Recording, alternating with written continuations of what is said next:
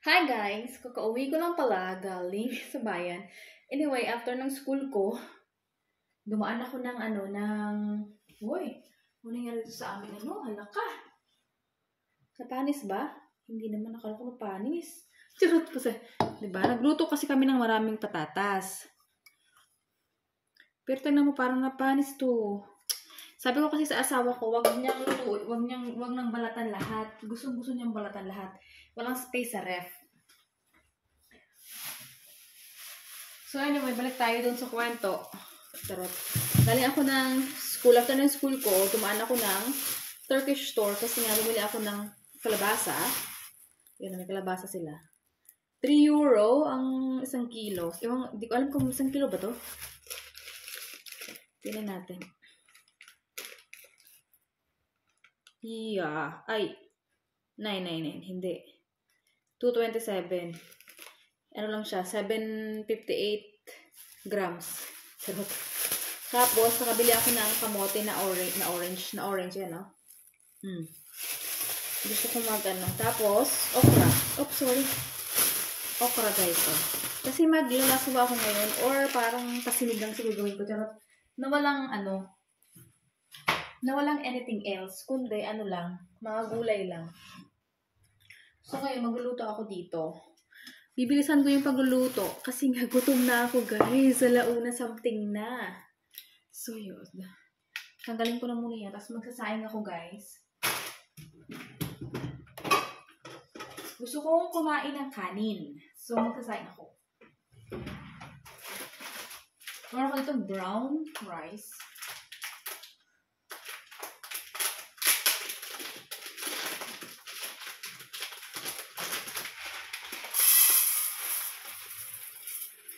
Kung magkasayang ako, guys, tansya.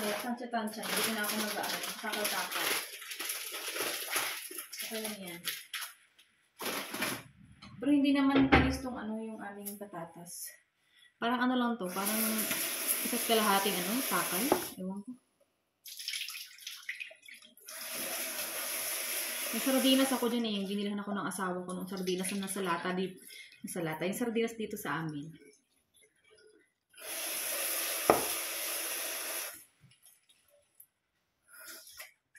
Yung sardinas nila, hindi sardinas na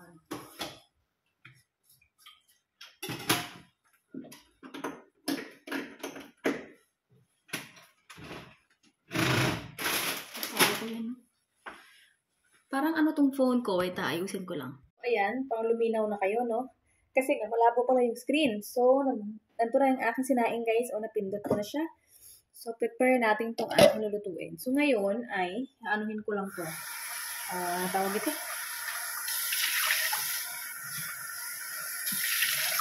Ipakuloan ko muna itong tubig na may mga something. Pero na may sibuyas at kamatis.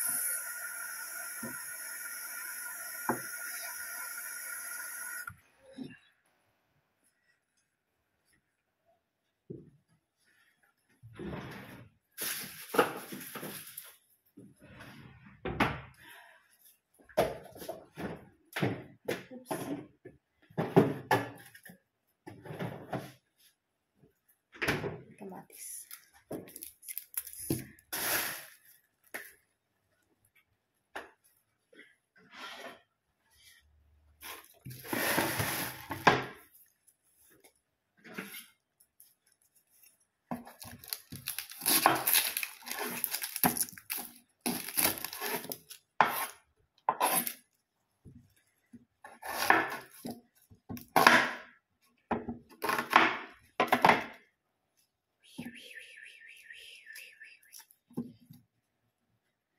Tapos guys, di ba may kamote akong tanim?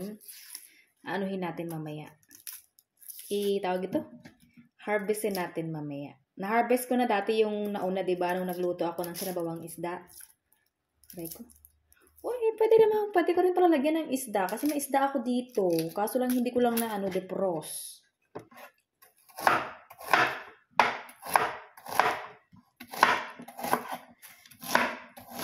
Hindi ko lang na-defrost tong aking isda. Pero gusto ko kasi kumain na puro gulay lang. Grabe naman ito si Maris. Yan. tapos kamatis. Wait lang. Nagkulay yung sibuyas ito sa atin. Ano?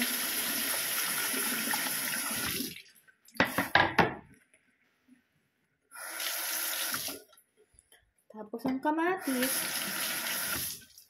Pakuluan ko lang to guys. Kulo lang to lahat. Ginagawa ko to palagi doon nung nasa Antipolo ako. Laswa. At nagugustuhan naman ng mga aking mga kaibigan doon. Aking nilulutong ganito. And I'm so gutom.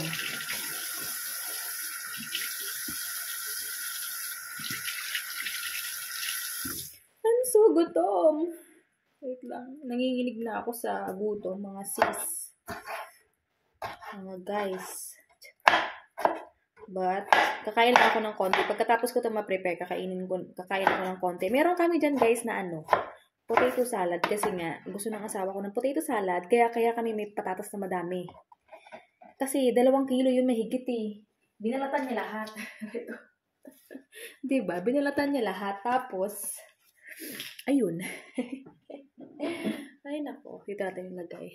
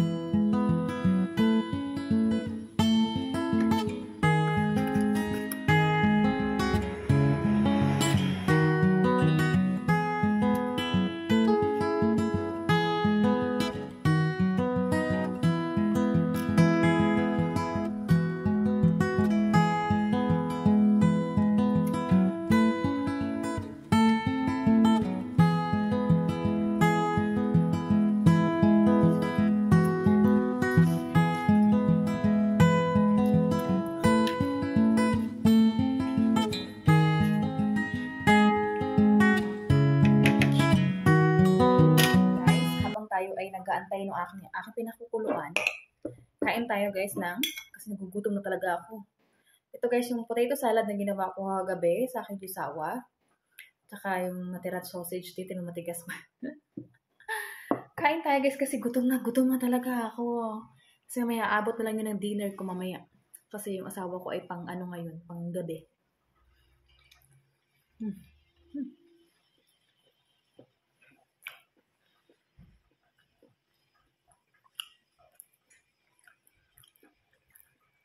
Kain tayo. Potato salad. Madami akong ginawa nito. Madami siyang... Kasi dapat nabibilhin ko 1 kilo lang ng platas. Konti na lang ang difference ng 1 kilo dun sa 2.5 kalahati. Ang presyo ka. Bili namin. Binulatan niya ngayon lahat. Tapos nilaga ako lahat kasi sabi niya nilaga ako lahat. Nangyari. Dahil hindi makabumili ng madaming mayonnaise. Kailangan minuto lahat. So, meron pa doon sa kaldero na walang mayonnaise. Ref ko na lang yung mamaya. Pwede yung pang mashed potato.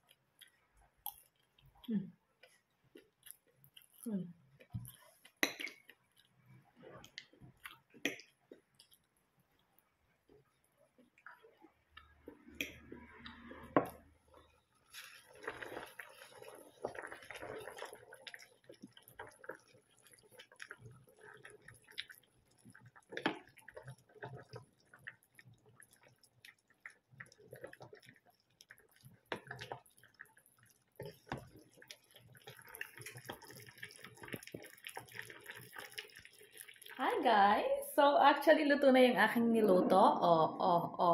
Baka matapon kasi kumuha ako ng konting kanin kasi kumain na ako, di ba, ng ano, ng tawag ito? Ng salad. So, para mamayang gabi na lang ulit kakain. Ang sarap, guys. Yun yung ating sabaw. Sarap. Pagkita ko sa inyo ng ano, close.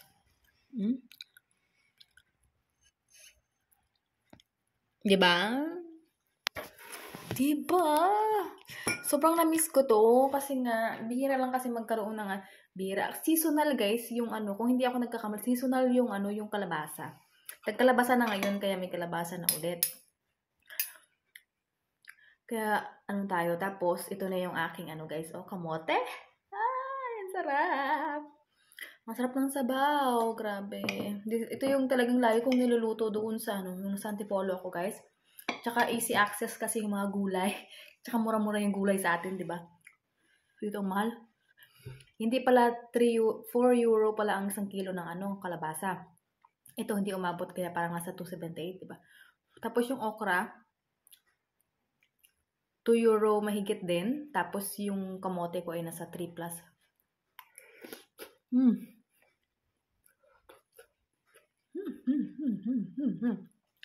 Sarap. So yummy. Ito talaga gusto ko, guys, yung mga laswa-laswa lang. Kaso last ko na yung ano, last na yung shrimp ko na ano, na Knorr.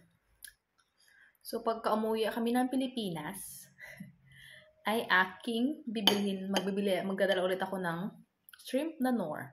Ito yung kalabasa, sarap. Kalabasa. Pampalinaw ng mata. Sarap. Sarap.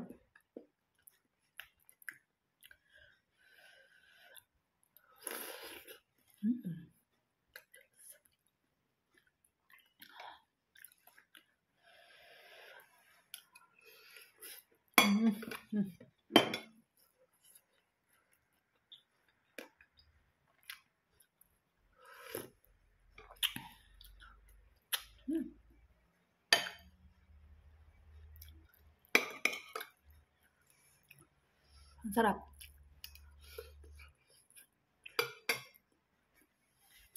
So, ang gagawin ko ngayon, guys, is mamaya ay magsasalang na akong labahin. Dahil Sabado pala bukas, so happy weekend. Pwede ngayon. Ayun. Mag-ayos ako dito sa bahay namin. Ayun. Ayun ang agenda ko later.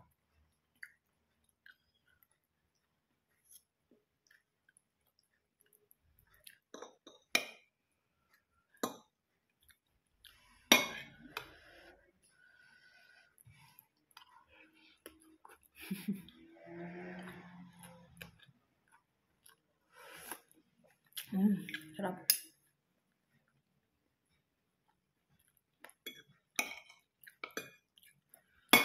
So guys, ito na yung vlog natin for today. So thank you so much, guys, for watching. And please subscribe if you haven't yet. Thank you so much sa mga new subscribers ko. Thank you so much, guys, for watching. And I will see you guys on our next one. Always smile.